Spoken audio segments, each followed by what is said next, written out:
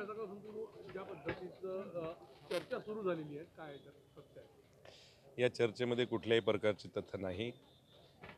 जे शिवसेनेचे आमचे जे खासदार आहेत ते शिवसेना धनुष्यबाणावरतीच लढवणार आहेत.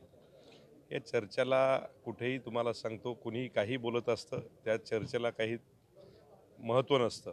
त्याच्यामुळे आम्हाला माहीत आहे सन्माननीय महाराष्ट्राचे मुख्यमंत्री आदरणीय एकनाथभाई शिंदे आणि उपमुख्यमंत्री देवेंद्रजी फडणवीस यांना माहीत आहे की जे आमचे खासदार 13 खासदार आहेत ते 13ही खासदार धनुष्यबाणावरतीच निवडणूक लढवणार आहेत. हे जाणीवपूर्वक वावड्या उठवलं हे विरोधकाचं कामच असतं, काही ना काहीतरी तुम्हाला सांगतो फुसकी सोडायची आणि त्यांचा स्फोट करायचा. पण आता सर्वसामान्य जनता सर्व हुशार आहे, त्यांना सांगण्याची.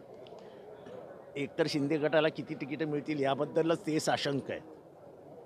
आणि निवडून यायचं असेल तर कमळाशिवाय पर्याय नाही असं सगळ्या खासदारांचं मत आहे. त्याच्यामुळे भविष्य ठरलेलं आहे. पण ज्यावेळेला ते लोक बाहेर पडले तर कुठेतरी त्यांनी हा विचार करायला आधी पाहिजे होता. असा विचार त्यांनी केला नव्हता म्हणून तर बाहेर पडले. पण आता त्यांचं काम बोलत नाहीये, म्हणजे त्यांना दुसऱ्या पक्षाचा सपोर्ट घ्यावा लागतो. आता ते त्यांचं पॉलिटिकल आहे, पण पॉलिटिकल लाईन क्लिअर आहे की कमळाचा आधार घेतल्याशिवाय ते वाचू शकत नाहीत. व्यक्त केलं कसं बघायला त्यांना तेच करावं लागणार आहे. ते भारतीय जनता पार्टीमध्ये जाणार आहे, ते कमळावरच लढणार आहे. त्यांना धनुष्यबाणाशी कोणताही प्रेम नाही. सर, निवडणूक आयुक्त तर शिंदे गटातलेच नाही तर अजितदादा मित्रमंडळाचे पण जे काही नेते आहेत त्यांना सुद्धा भाजपवरच लढावं लागणार आहे. हे तुम्ही नोट करून घ्या.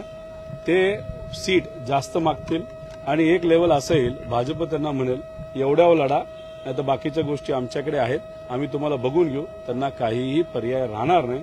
भाजप जे बोलेल ते त्यांना ऐकावंच लागेल. आणि भाजपची आजपर्यंतची जी काही रणनीती आहे मित्रपक्षाला संपवणं तसंच लोकनेत्यांना संपवणं हे भाजपने सातत्याने केलेलं आहे. हेच मला काल एक त्यांच्या मंत्रिमंडळातले एक मोठे मंत्री आहे, कॅबिनेट मंत्री, तेच मला बोलले हे की आमच्यासमोर प्रश्न आहे की आम्ही करायचं काय.